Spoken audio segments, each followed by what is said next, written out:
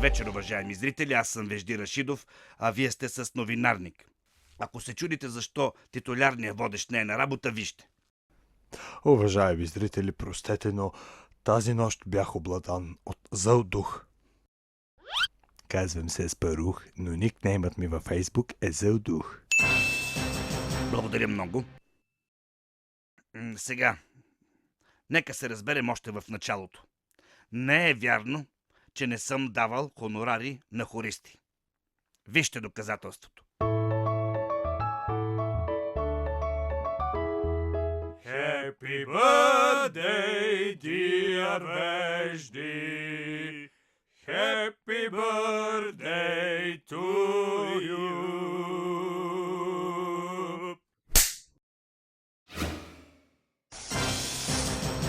Но сега нека да поговорим за наистина големите певци. Ето един Тони Стораро, който прослави България по целия свят, чак до Северния полюс. Вижте.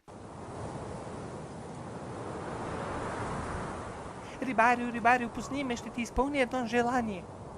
Златна рибке, можеш ли да му уредиш билет за участие на Тони Стораро? На кого?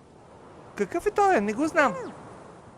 Добре, сетих се кой е Тони Стораро, а той пееше "Вървях един следобед".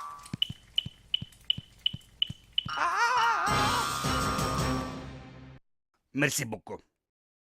Това Мерси Боко ме подсети, между другото, как с Бойко Борисов показахме тракийското златно съкровище в Лувъра. Вижди, че е златно. Но дали е тракийско? Разбира се, шефе. Всички са от тракийската низина. Ямбол, Чирпан, Пазарджик.